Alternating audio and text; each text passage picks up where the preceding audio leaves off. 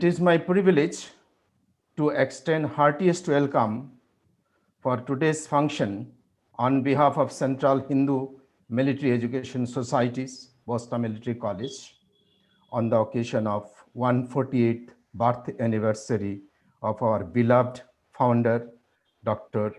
B.S. Munje. I extend my heartiest welcome to Professor Dr. Nitin R. Karmalkar, Vice Chancellor of Savitribai Phule Pune University, Chairperson of today's function,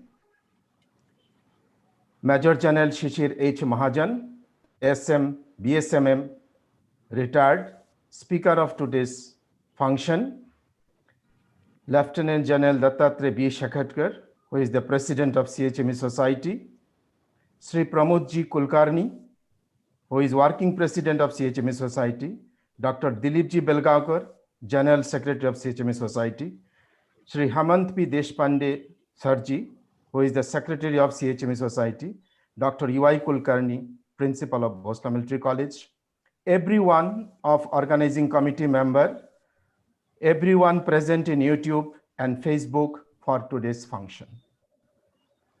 To commemorate Dr. Munje's birth anniversary and in an effort to create strategic awareness. Public lectures are being organized from 12th to 15th December this year. And today is the third day of this series of lecture. Dr. Munje's memorial lecture was introduced in the year of 1991. Since then, many distinguished personalities delivered Munje Memorial Lecture. For recollecting our memories, I would like to inform this audience. We organized National Congress for Defense Studies in the year 1992 and again in the year of 2002. The then Defense Minister Honorable Sharad Pawar and George Fernandez delivered lecture as chief guest. Our President Pranab Mukherjee had come at that time when he was the chairperson of the Planning Commission. GOC in C Southern Command, Lieutenant General Kalkat, Vice Admiral Manohar Auti, Jaswant Singh, Member of Parliament, and many distinguished personalities enlightened us with their vast knowledge and experiences on this special day. Our founder, Dr. Balkrishna Shibra Munje, a social reformer and a great visionary, understood the importance of military education before independence. His vision was to encourage and motivate youth to join in the armed forces through rigorous military training. His motto for military education was power of knowledge and knowledge of power. He believed that the responsibility of defending motherland has to be borne by everybody. In view of this, CHME Society's official always extended helping hand for creating security awareness among students and general public on various national and international issues. Today's function is in this direction to create general awareness on a very important topic. Now I would like to request Sri Milind Ji Vaidyaji, Vice Chairman of CHME Society, to speak about CHME Society. Good evening. Honorable Professor Dr. Nitin R. Karmalkar, Vice Chancellor, SPPA, Savitribai Phule, Pune University, Chairperson of the Day, Honorable Major General Shihir Mahajan, SM VSM Retired, Speaker of the Day, Honorable members of CHME Society, all unit heads and staff of CHME Society units. Good evening all. I am Milind Suresh Vaidya, Vice President of CHME Society Nasik Division. Welcome you all on the auspicious occasion of 148th birth anniversary celebration of late Dharamveer Dr. B.S. Munje. Our founder, Dr. B.S. Munje, made an epoch-making contribution in founding the Central Hindu Military Education Society, our parent body, in the year 1935. Though doctor by profession, he was well versed in the Shastras and was an active participant in politics. He participated in the Boer War of Africa in 1899 and actively contributed in various movements like Simon Commission, budget provision for defense, and other social reforms. Dr. Munje knew that the right path to independence of India was by empowering its youth in mind and body. Thus came into being the Bhosla Military School in the year 1937. I must emphasize on his dream of military school for girls, and it is evident now CHME Society is proud and the only organization having military school for girls at Rambhumi, Nasik. The society has a long tradition of past students who joined the armed forces or have rendered commendable service to the society in such diverse fields as politics, civil services, and social service. After independence, a new objective was added to the existing one. It was now imperative to preserve the hard-earned independence, to uphold the integrity and sovereignty of India. Men and women were to be encouraged to actively participate in the armed forces and civil services. Together with Bhosla Military School, we too offer preparatory military training to potential young men and women.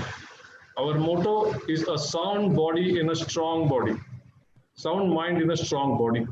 We have slowly and steadily evolved a formidable system which in days to come will be a leader for institutions which offer military training like IMA, Dehradun and NDA. Notwithstanding to the limitations of COVID-19 restrictions, CHME Society has always adhered to its commitment of service to the nation and put rigorous efforts in providing education and welfare measures to its students and staff.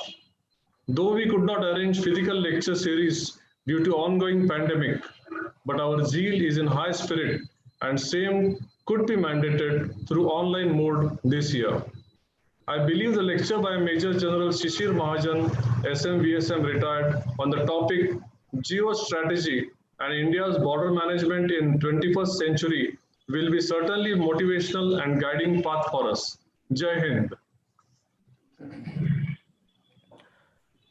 It is my privilege and honor to introduce today's guest to this audience. Today we have with us Major General Shihir H. Mahajan, Sena Medal, Vishish Sabha Medal. Major General S.H. Mahajan had his secondary education at Sainik School, Satara. After training at NDA and IMA, he was commissioned in the 14th Battalion, the Maratha Light Infantry on 15th June 1975. During his 38 years of army service, the general officer has served in all the border areas of our country. The general officer is an alumni of the Defense Services Staff College, Wellington, Army War College, Mo, and the National Defense College, New Delhi. Major General Mahajan has seen active service in Jammu and Kashmir, having commanded the 4th Battalion, the Maratha Light Infantry, and a mountain brigade in Assam. For his distinguished service in counter-insurgency operation in Assam, he was awarded Vishish Sabha Medal. The general officer has commanded 23 Infantry Division as part of Strike Corps on the Western Front.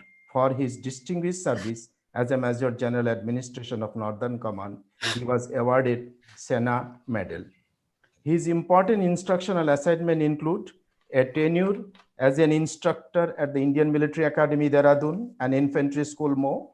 He has served with United Nations as a military observer in Iran after the ceasefire in the Iran-Iraq War in 1989.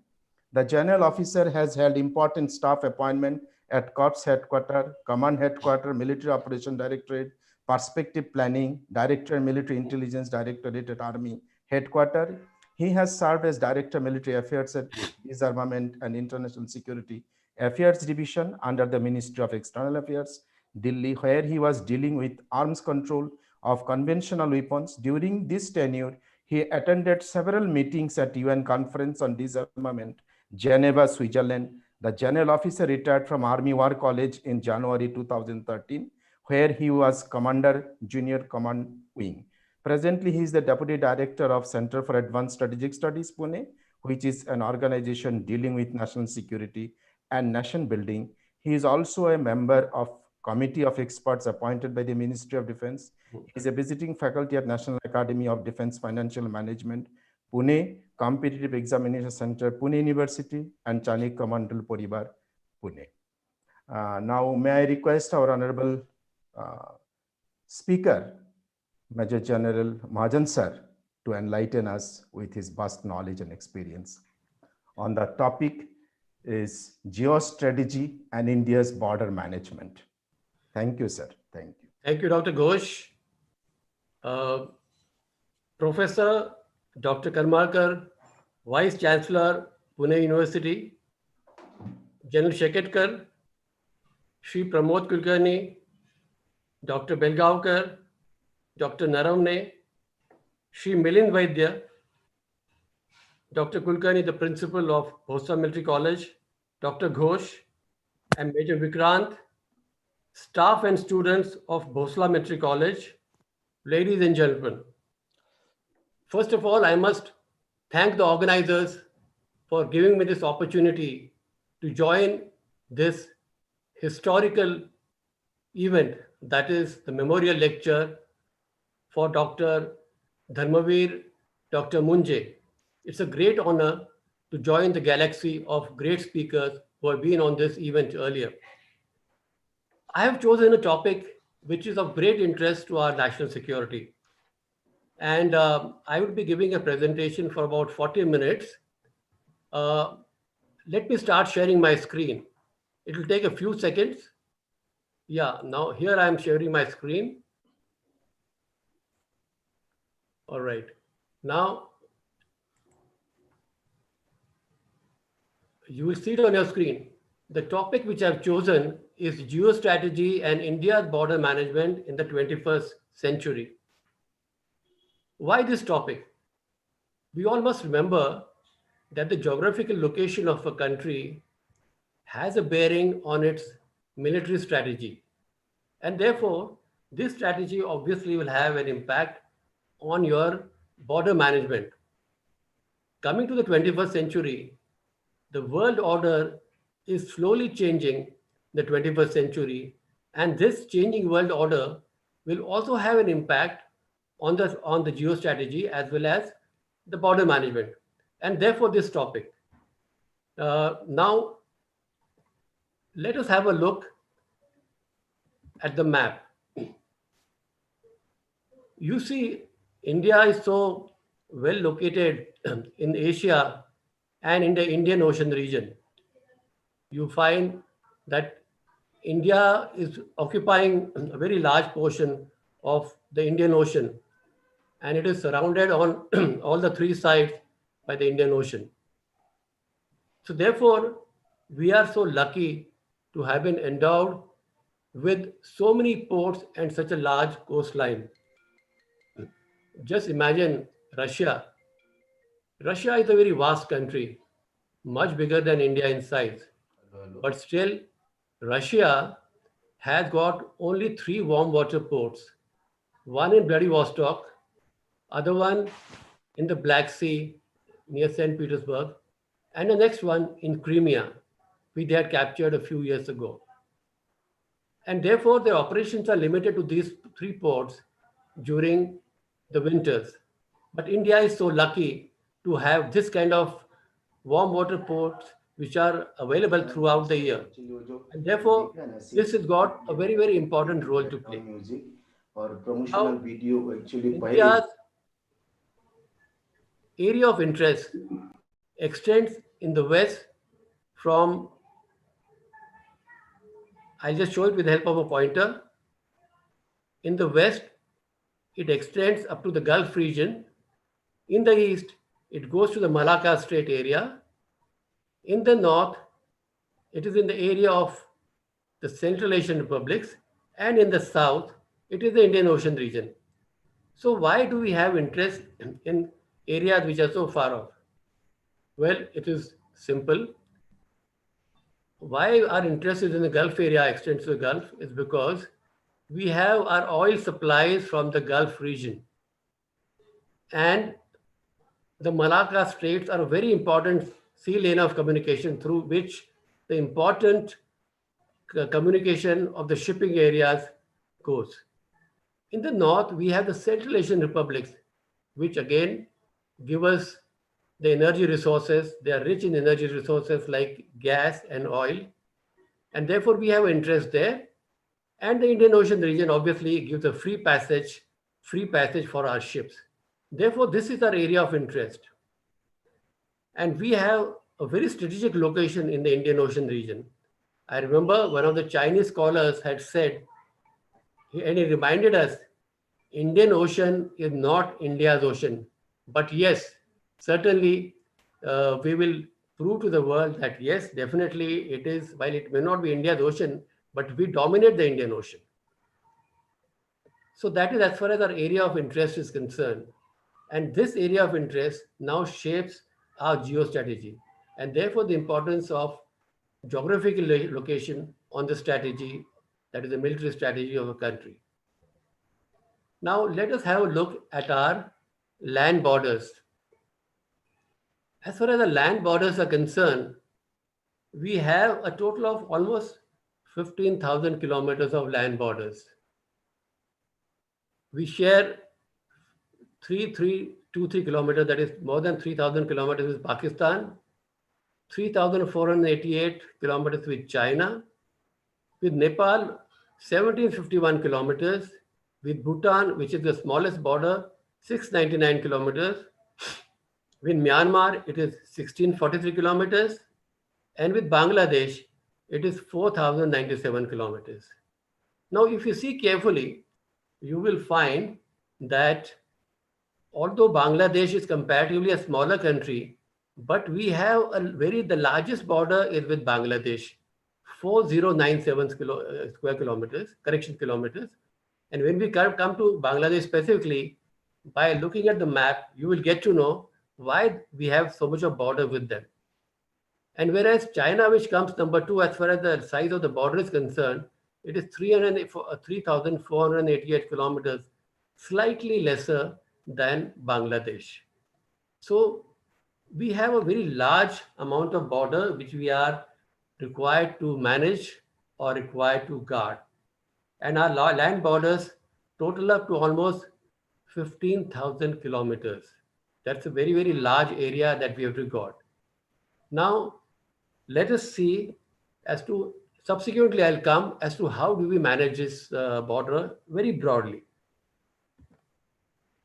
Now let us see, let us have a look at who all guard this border during peacetime and before the operations commence. First of all, the Pakistan border is managed by BSF during peacetime. Then we have the Chinese border, which is guarded by ITBP. Then we have the Nepalese border by the SSB. SSB stands for Sashastra Seema Bal, and ITBP stands for Indo-Tibetan Border Police. Remember, the Indo-Tibetan Border Police was founded in 1962 after our war with China. Next, we come to Bhutan, where the border again is guarded by Sashastra Seema Bal. With Myanmar, also known as Burma, it is guarded by the Assam Rifles. And with Bangladesh, it is the BSF which is guarding the border. And why I have highlighted Bangladesh is because Bangladesh is our largest extending border with any country. And we follow the principle known as one border, one force. What is the meaning of one border, one force? It means that for one border during peacetime, we employ only one central armed police force for it or paramilitary force for it to ensure that there is better coordination. Now, this is as far as the border guarding forces are concerned. So what happens is that during peacetime, these areas, that is our border areas, are guarded by the Central Armed Police Forces. And behind them, we have our armed forces who are deployed at suitable place in the border management posture. And whenever there's a requirement, when there is an external aggression, the armed forces, the remaining armed forces will mobilize from their areas in the hinterland and move to the required borders where they're required to fight. So this is how, very broadly, we manage our border. So therefore, the armed forces have a very close coordination with the border guarding forces, which is the BSF, the ITBP, the Sashastra Seema Bal, the Assam Rifles, and the BSF. Now, let us see a little further. I am talking about the maritime areas also, although I'm going to spend my time only on the border management of the land borders, but we cannot forget the maritime areas. Why? Because we have a very large coastline and it has an impact on our strategy, that is our military strategy. Just have a look at this. We have a large coastline of 7,516 kilometers, that is 7,516 kilometers, which is almost 50% of our land border. Then we have an exclusive economic zone of 2.01 square kilometers, and it increases to 2.5 million square kilometers when we take into account the continental shelf, which is 350 nautical miles. So therefore, that is the kind of coastal area and the continental shelf that we have. Now let us have a look at our island territory. We have the Andaman and Nicobar Islands, which is about 1300 kilometers away from our coastline, that is our mainland. And then we have on the west, we have Lakshadweep and Minicoy Islands, which is 450 kilometers on our western coast, to the west of our coast. So therefore, just remember that the Andaman Nicobar Islands play a very, very important role in our military strategy for the security of our nation. It is also known as the unsinkable aircraft carrier. Nobody can sink Andaman and Nicobar. That's why it's called the unsinkable aircraft carrier. Then coming on to our regional security environment, which means let us have a look at the countries which are in our neighborhood, because these countries have a great impact on the environment in our area. Let's have a look at Asia. The rise of China and India have made Asia as the center of gravity. So now the center of gravity of the world has shifted to Asia. The continent itself has a very high economic potential. Later on, I will show you as to how much of economy is contributed by these two giants in Asia. We are the largest consumers and also sources of energy. The world's largest army, needless to say, China and India have a large amount of armed forces. The defense spending also is equally high. Well, number of nuclear states, China, Pakistan, India, not to forget the Korea, that is the DPR, that is North Korea. And what is troubling us is terrorism. We have the fountainhead of terrorism in Asia. Well, there are no guesses for this. We all know where the fountainhead lies. Now here I'm showing you a chart which shows the population of various countries by size. Now have a look at this. Have a look at the population of China and India, which are part of Asia, Indonesia, and Pakistan. So therefore, if this is the entire population of the world, and so much is contributed by Asia, obviously, we have a very large share of population of the world staying in Asia, and therefore, the center of gravity in Asia. Now let us look at another chart. This tells you the world economy at one place. Have a look at this. United States is number one, contributes 24.4% of the economy of the world. China comes at number two, 15.4. Japan with 6.13. Germany, number four. And then comes India. So therefore, see, China, India, and the rest of the countries in Asia, how much they contribute towards the world economy. You can see from this chart itself that we are significant contributors to the world economy. And therefore, taking the population and the size of the economy of China, India, and other major countries of Asia, you see the kind of contribution which is there for the world by Asia. Now, the epicenter of terrorism lies in Asia, and these are the two countries. That is, of course, this is the fountainhead, and Afghanistan, unfortunately, because of the Taliban being there and Al Qaeda, these two countries have a large amount of terrorists, and this terrorism is being exported from here to all other countries as indicated by these arrows. Let us see our extended neighborhood. I'll just go one by one. West Asia, where you have Syria, Israel, and other countries, Palestine. The region is very, very volatile. Afghanistan, again is very volatile because of the Taliban, Al-Qaeda, the Central Asian republics because of the mineral-rich and the energy-rich resources is very important. Southeast Asia has a very vibrant economy. And then the Indian Ocean region is of great importance to all the countries of the world because of the trade which passes through this. Let us have a look at our immediate neighborhood. What I talked earlier about was the extended neighborhood. Now let us see our immediate neighborhood. See Pakistan, which is unstable at the moment. China, which has become very assertive. Nepal, which is stabilizing as of now. Bhutan is peaceful. Myanmar, which is evolving and trying to move towards democracy, and that is a limited democracy. Bangladesh, which has a very promising future. And Sri Lanka, which is now making a steady progress.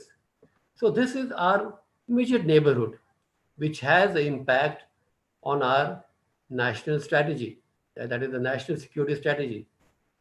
And see the kind of influence which China has on Nepal, Bhutan, also Myanmar, Bangladesh, and Sri Lanka. I'll come to this one by one when we talk about these countries initially. But China has had a very growing influence on all these countries which are in our immediate neighborhood. Let's come to China. We share 3,488 kilometers long border with China. We have very significant trade and economic relations with China. The trade is in favor of China. There's a trade deficit we have, that is, we are importing more from China than they are importing from us. Our unresolved borders is a very major issue between the two countries. We've had a border peace and tranquility agreement and also confidence building measures. However, we know what has happened to this agreement in the recent past. The People's Liberation Army is being modernized and they have a very large budget. And China has become very assertive as of now in the world order, and it has planned this BRI, which stands for Belt Road Initiative, in which they want to replicate the erstwhile Silk Route throughout the world. And there's a rising anti-China sentiments in Tibet because of the kind of coercion that they're having and the Hanization of Tibet that they're carrying out. That is, they are inducting a lot of Han population in Tibet. So we have a very large border with China. Let us see how it extends. Now, have a look at the Chinese border. Start from Aksai Chin, Himachal Pradesh, Uttaranchal. After that, it comes to Sikkim. Then it's Bhutan, shares with Bhutan, and then with Arunachal Pradesh. So this area of the border in the area of Arunachal Pradesh is known as the line of actual control, because here the border is not resolved. In Sikkim, there are no disputes as such, so therefore this is an international border.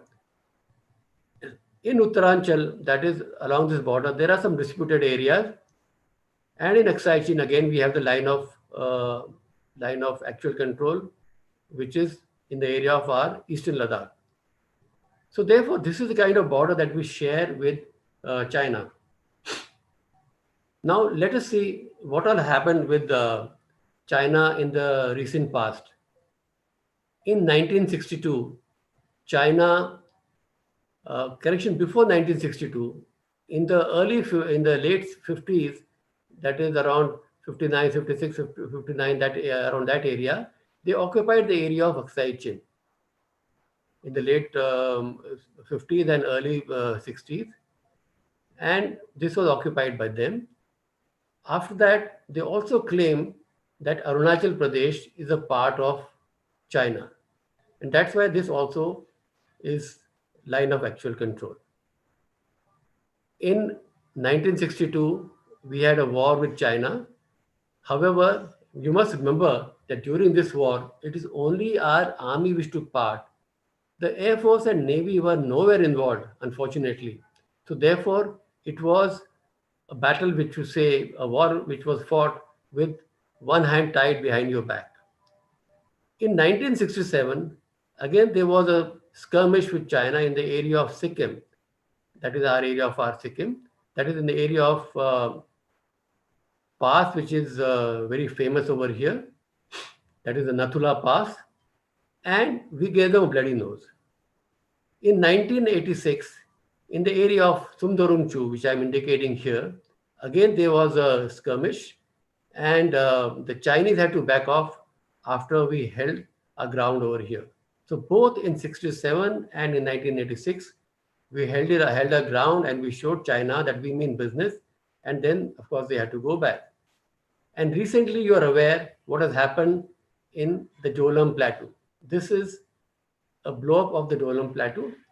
So you find that during this crisis with Jolam Plateau, which took place 2 years ago, we had a standoff there, and for quite a few days we were there. We held our ground. China tried all its best by using propaganda, by using their global times to accuse India and to threaten India, but ultimately they had to leave, they had to give in. And now you're aware of what has happened recently. Let us see that in Eastern Ladakh, that is in the area which is adjoining Aksai Chin, this is the blow up of Eastern Ladakh. So you know that this is the area of Leh, Darbuk, Shok, and this Leh, Darbuk, Shok, which road which goes to the Karakoram Pass, and this is the Pangang So Lake, and this is the Galwan River. So on 15th of June, we had this skirmish here in the Galwan, and you know what has happened there. So I'll not elaborate on that. And we held our ground, and we showed the world, and of course to the Chinese, that look, we mean business over here. And therefore, this is something which is very well known to all of us. This area is in the news, and presently we are holding our ground here, and the Chinese are also well aware of this. So this is the kind of border that we had to manage. So remember, in this area, that is in our border with China, we have the ITBP, which is managing this border during peacetime. When the operations start, the ITBP, of course, will be along with the army. And where we have the line of actual control, our armed forces, that is our army, is deployed there to take care of this border and to resolve any issues which come up. Now let us move on from this one to Pakistan. With Pakistan, the major issues, we are aware that recently a lot of radicalization and weakening of moderate voices have taken place in Pakistan. And the alliance of the political parties in Pakistan have decided to hold a rally against the present government, that is President Imran Khan government, which they claim is a puppet government of their army. And therefore, these parties have got together, and definitely they are a force to reckon with. So therefore, there is likely to be a turmoil in the near future because of this. The Pakistan government is trying to weaken the moderate forces, and they continue their proxy war against India, and their infrastructure of terrorism is very, very intact across the line of control. Nuclear weapons is a major issue here, a major concern for us, because should they land in the hands of the terrorists who are in Pakistan, then it will become a very, very major concern for the world. And therefore, violence and internal stability is a great problem here in Pakistan. And everybody is saying that, is the present government a puppet of the army? Well, I think everybody knows how it is being manipulated by their army. So as far as our border with Pakistan is concerned, it is the border security force which manages it during the peacetime. In the line of control, we have our own armed forces. Now, in the next map, I'll just elaborate as to how this border looks like. But remember, a stable democratic Pakistan is in India's strategic interest. Now, let us have a look at the border in detail with Pakistan so that you know various terms that we use for our border with Pakistan. This is the Pak occupied Kashmir. That is actually, this is a part of India, but presently occupied by Pakistan. Similarly, Aksai Chin, which is a part of India, which is a part of erstwhile Jammu and Kashmir, now held by China. So let us see how the border looks like. What is marked here in black is the international border. This portion, which is marked in this color, is a line of control, what we call as LC, and this is 813 kilometers in length. This black portion, after you leave the pink portion, when you come to the black portion, this is the AGPL, stand for actual ground position line, which is 124 kilometers in length. This is in the area of the Siachen Glacier. So therefore, international border, which is guarded by our BSF, the line of control, where it is the BSF and our armed forces, which are holding this. Remember, line of control, this term came in 1971 after 71 war. So the place where both the armies held ground and where they stopped fighting after the ceasefire, that is known as the line of control. And therefore, line of control is always in the news, and there's a large amount of infiltration and large amount of firing which takes place here. And in the AGPL, this is the area of the Siachen Glacier. So again, in the AGPL, we have our armed forces, that is army, which is deployed here in the border management posture. Similarly, along the line of control, we have the army, which is in the border management posture. And along the international border, we have the BSF. So this is how we are managing the border here. And again, to remind you, as I spoke earlier, along with China, this is again the line of actual control in the area of Eastern Ladakh, which our army is occupying. Now, this is the current map of the Union Territory of Jammu and Kashmir and Ladakh. So see now what a large portion we have in Ladakh and the comparatively smaller portion of Jammu and Kashmir. Both of these are now Union territories. Let us come to Afghanistan. Now in Afghanistan, both the Taliban and Al-Qaeda are a threat, but comparatively, as far as we are concerned, Taliban is a much bigger threat now. And Pakistan is using Taliban as a strategic asset. And remember that India has constructed a lot of infrastructure and development in Afghanistan. But when the US troops withdraw from Afghanistan, the terrorists who are here are free to move around both in Afghanistan, and you could well find some of them who are out of employment coming to Pakistan and from Pakistan into India to carry out terrorist activities. Why do we consider Afghanistan as a neighbor? Just remember that Afghanistan is our neighbor because Afghanistan shares a border with India in the area of the Wakhan corridor. This is the Wakhan corridor, which has been occupied currently by Pakistan. That is the Pak-occupied Kashmir, where the Wakhan corridor is there. So therefore, if this portion was to be with us and not with Pakistan, then we would have been our neighbors of Afghanistan. And Afghanistan's terrorists have an influence in Kashmir and in the area of Indian borders. Let us see our next neighbor, which is Bangladesh. Now here you see, I mentioned that the largest border that we share with any country is with Bangladesh, because the kind of border which is there, it zigzags everywhere. So When we come to the major issues with Bangladesh, our relations definitely are very positive here. And with our Prime Minister visiting this country last year, where he signed this framework agreement, a lot of issues were resolved. And we have also exchanged the enclaves which were on our side, and similarly the enclaves which of ours which were on the Bangladesh side. These have been exchanged in the interest of both the countries. And there is, of course, a tremendous potential for trade and economic ties. So the future is looking very bright here. And here the border with Bangladesh is managed by BSF during peacetime. And as I said earlier, if there is a requirement, then we have armed forces mobilizing to take care if there's a requirement. Coming to Nepal.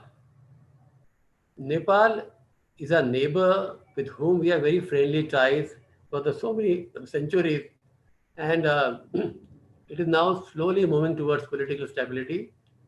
And but there are major concerns, and one of the major concerns is the border which they have claimed in the area of Limpiadura, Lipulek, and Kalabani. This border dispute has become a major contention recently. And another major concern here is that the Chinese have made inroads into Nepal. If you remember that they have constructed a friendship highway from Pakistan, from China into Nepal. So this is a major concern to us. And the ISI, which is the Inter-Services Intelligence, is now creating a lot of trouble in this area, and they expanded their activities in Nepal. So therefore, our border with Nepal, just remember, is a porous border. People are free to move. There's no requirement for visa. You just require an identity card. But this is a very important border. Because of the Chinese presence, we need to monitor this. And currently, it is the Sashastra Seema Bal which is manning this border. Let us see our next neighbor.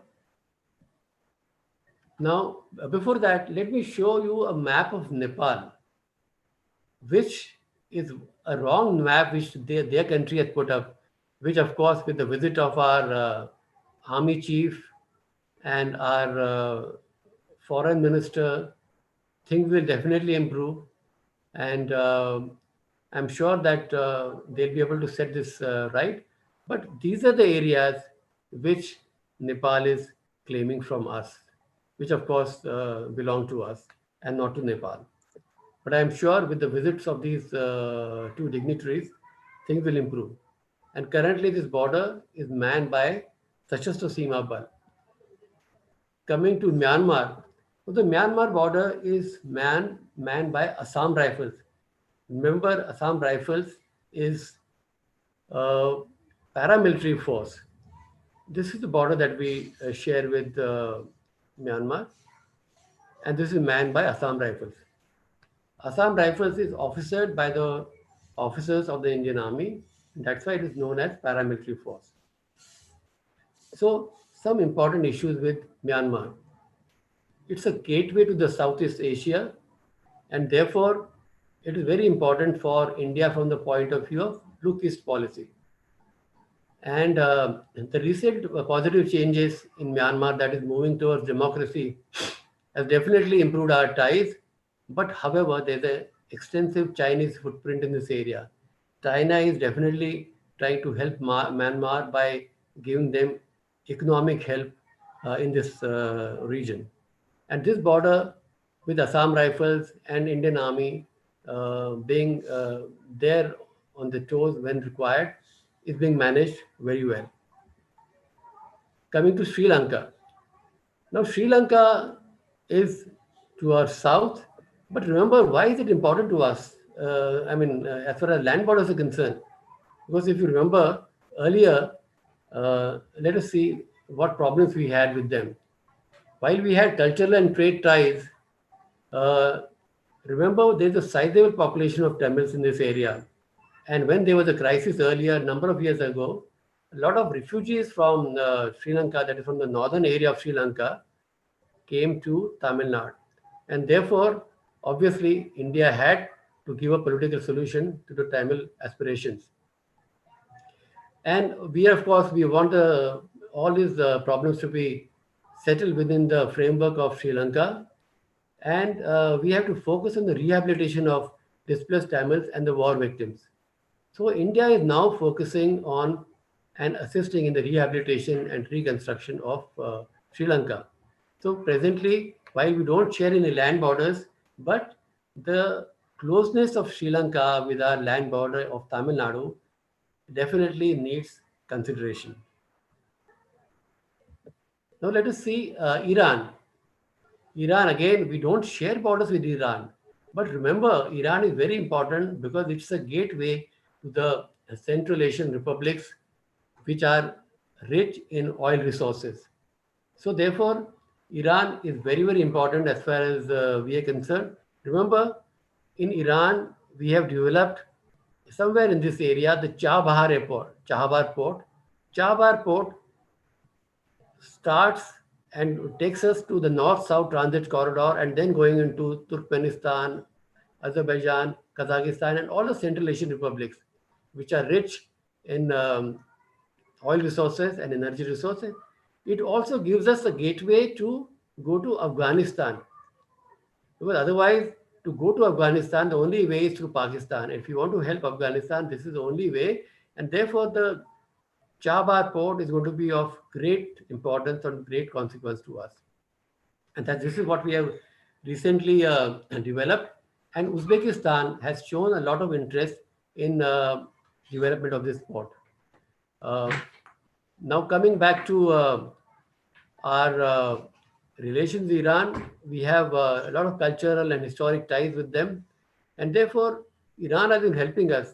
But recently, the sanctions which were given by sanctions which were put by United States of America, they created a problem for us.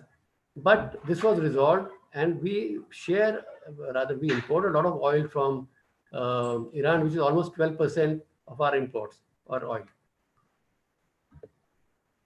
So energy security and connectivity to Afghanistan and Central Asian republics is very crucial for us. Maldives, again, a little away on our, from our western coast, but we share very close and cordial relations with this country. And the recent political upheaval was a problem for us, but now again things are easing out. And there is a certain amount of radicalization, which again we are hoping that things will stabilize, and democracy will definitely find its roots over here. So quick normalization of situation in Maldives is important for our regional peace. Now, let us see our northeastern states.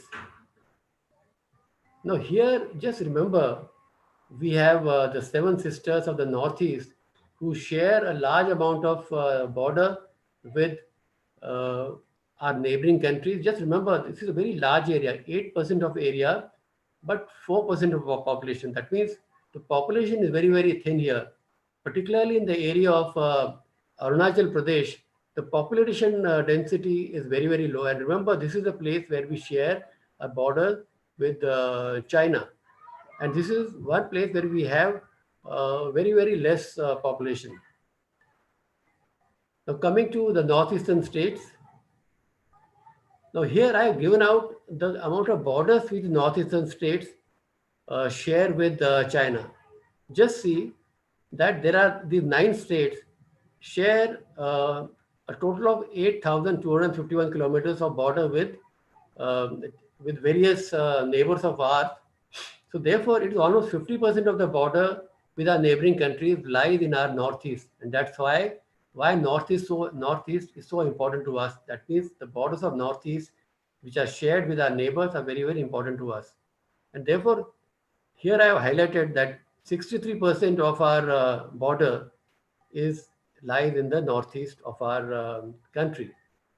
So have a look at this: Sikkim, Meghalaya, Arunachal Pradesh, Manipur, Tripura, Mizoram, Tripura, Nagaland.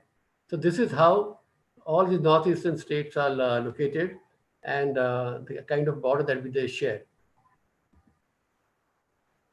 Now, another portion is that while this region is so important, but only 2% of our border of this region, that means they share a large amount of their borders with neighboring countries. But with India, they share only 2% of the border in this area. And this is what we call as the Siliguri corridor, a very, very small corridor which connects the northeastern region to the other parts of India. And that's why the importance of the Siliguri corridor. So after having a look at the northeast, let us see a little bit about the left-wing extremism. And why I'm bringing this here is with a purpose in mind.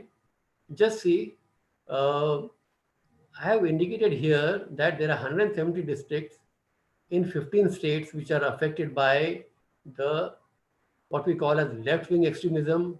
Some call it Maoism, some call it Naxalites. So we will call it left-wing extremism, and it extends right from Bihar, comes to West Bengal, Jharkhand, Chhattisgarh, Maharashtra.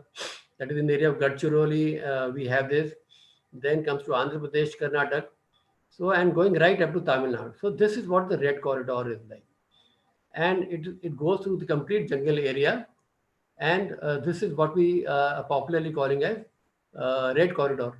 And why this is important is because our central armed police forces are presently deployed here to combat the left-wing extremists. But if our armed forces, that is the army, was to be deployed here, which is, so this area is in the interior of our country. And if our armed forces and the army gets deployed over here, it will take a long time for the army to get back to their border areas. And therefore, this will become a major problem. Currently, the army is not involved in this. The army is only giving logistic support for operations in this area. We are not deployed here. That's why keeping the left-wing extremism under control through various measures by government is very, very important to keep our army away from this area. Now, coming to India's national security. What are the cardinals of our security policy? We have no extraterritorial ambitions. We have never made any effort to capture any territory from our neighbors or from any other country. Similarly, we have never exported our ideology to any other country. We are quite happy with our own ideology. We don't propagate this to any other country. So now, what is our national security aim? I have derived this from the Constitution of India. This is to ensure security of borders of the country and a conducive internal and external environment for unhindered social, economic development of India, enabling it to assume its rightful role in the emerging world. National security aim is to protect our national interests. So that is our national aim, that is to protect our national interests. And let's see what our national interests are.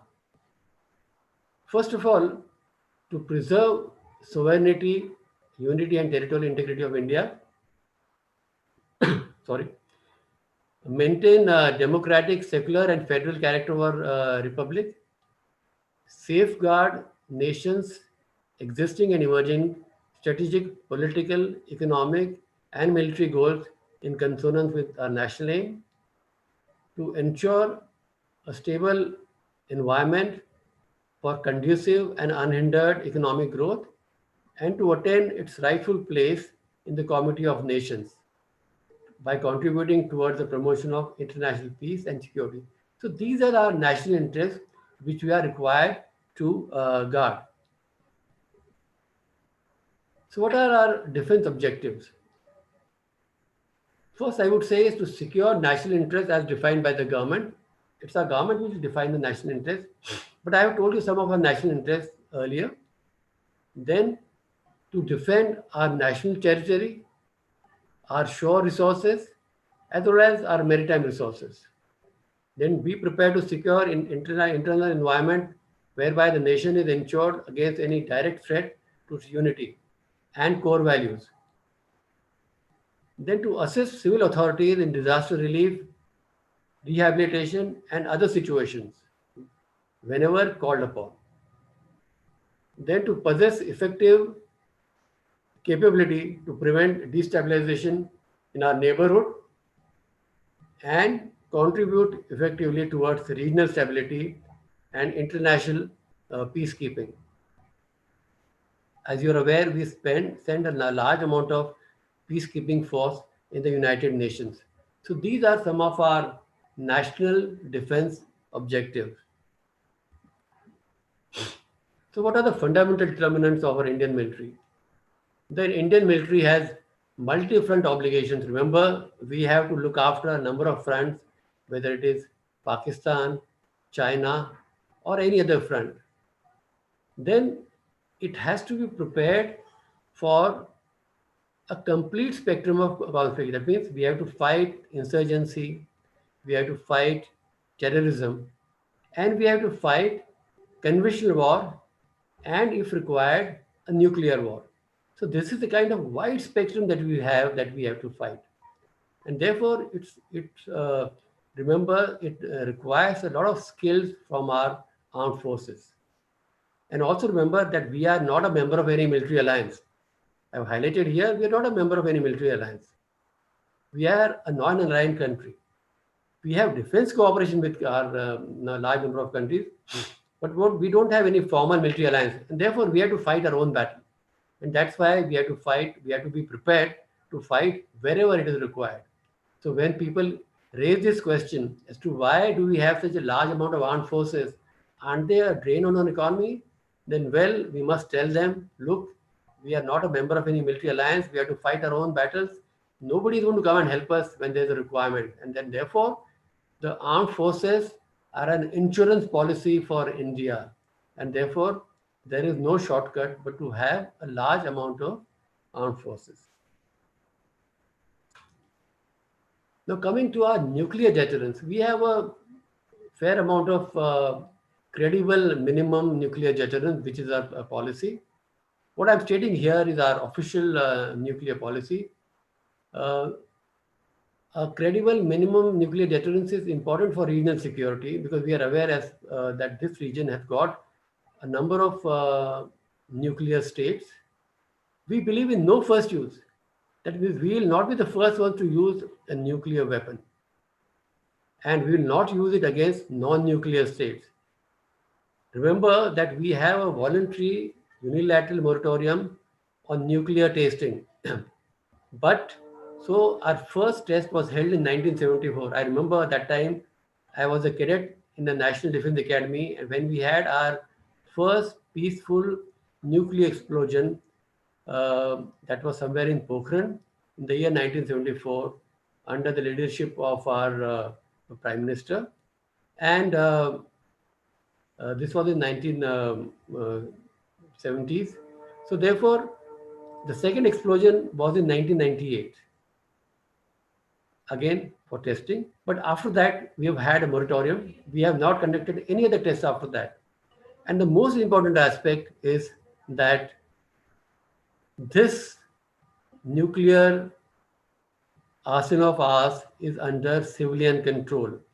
It is our civilian leadership which controls our nuclear arsenal. So this is in short our nuclear policy. And with this, I will come to the end of my presentation. But I would like to add over here and to say that, look, how can the citizens contribute to national security? Well, the slide here in front of me says it all. Want to do something for a soldier? Be a citizen worth fighting for, which means that you must be a good citizen. Obviously, a good citizen will make his own contribution to the security of a country, and definitely that will motivate our soldiers to lay down their lives for a country. So much for the geostrategy and our border management in the 21st century. Remember that When we talk about border management, first of all, in peacetime, we have the Central Armed Police Forces who guard our borders, where we have the line of control, which is in certain areas of our border with Pakistan. It is our army which is deployed there, and with our border with China, where we have the line of actual control, again we have our army deployed there. And then we have our armed forces who are in our interior areas. And whenever there's a requirement, if there be an external threat, the armed forces will mobilize and go to the border area, and we'll do everything that is required to see that our national integrity remains good.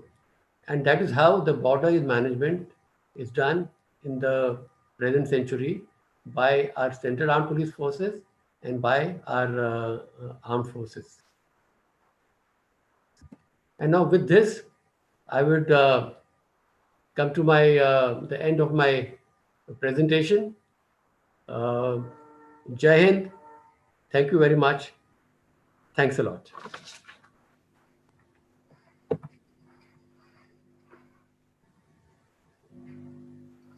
Thank you, General Mahajan, sir, for your very informative lecture. Thank you very much. May I request you to please, thank you, sir. It gives me immense pleasure to introduce today's chairperson, Professor Dr. Nitin Karmarkar, sir, Honorable Vice Chancellor of Savitribai Phule Pune University, Pune. Sir is a former head of Department of Environmental Science and Department of Geology. He is a well-known scientist in the field of igneous petrology. He has the experience of teaching for 25 years and more than 30 research publications in various national and international journals.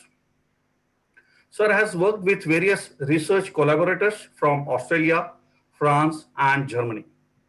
He has received Professor C. Naganna Gold Medal of the Mineralogical Society of India. He has also acted as a Vice Chancellor of Solapur University, Solapur for some period. Savitribai Phule Pune University is fast emerging as a premier institute of higher education at the national as well as international level under his proficient and dynamic leadership. So we are very honored to have him as a chairperson. So may I request you to please launch our e-paper of Central Hindu Military Education Society's Rashtra Prahari. May I request you to please declare that you launched the e-paper Rashtra Prahari. Dr. Karmarkar, sir.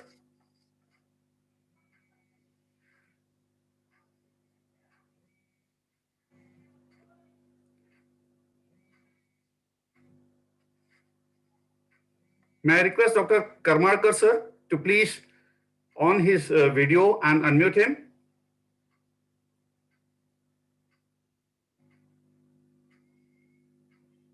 Okay. May I request General Mahajan, sir, to please announce that this Rashtra Prahari e-paper is launched now.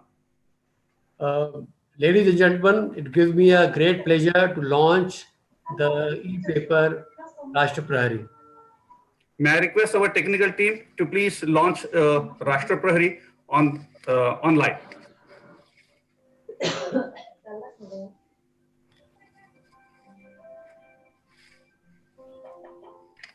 Rashtra Prahari is a quarterly newsletter of Central Hindu Military Education Society, which includes the internal events of all the units of Central Hindu Military Education Society. This is the second edition, which includes reports of all units, particularly lockdown period.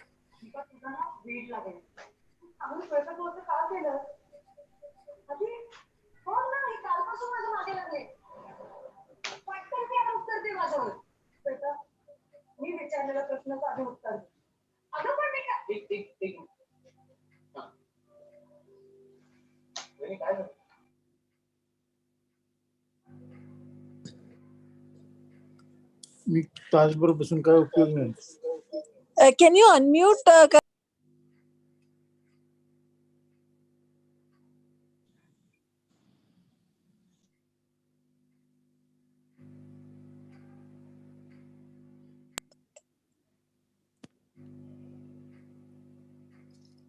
Can you just unmute Karmarkar sir, please?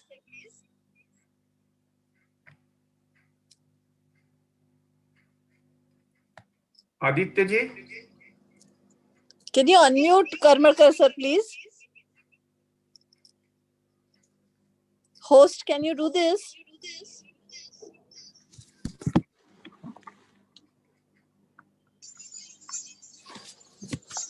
Aditya ji? Log out करून log in करते. Okay.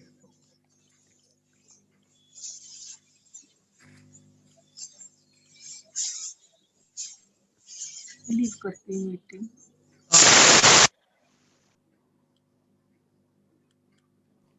There is a technical difficulty from our end to unmute Karmalkar sir. Could you please, ma'am, hand over your camera and yes, ma'am. Thank you. त्याच्यावरून बोल. काय त्याच्यावरून बोल. नाही, चालू आहे का हे? Hello, am I audible? Yes, sir. Yes, sir. Yeah. I'm sorry, there's some problem. I was on mute both video as well as the audio part. Indeed, it was a very interesting and very exhaustive kind of a lecture, speaking about all different borders that encircle the Indian subcontinent. Incidentally, being a geology person, I had traveled almost virtually in all those areas which Shishirji Mahajan was mentioning about, and the importance of basically these various different regions. And generally, during the recent time, we have seen what kind of a relation that we have with our neighbors as such. So it was a very exhaustive account of what different area that matter the most to India. In fact, from all sides, basically, there's a problem that we are facing these days, especially there's a great influence of China that he vividly mentioned about on those neighboring countries. And on one side, obviously, the Pakistan that is creating issues.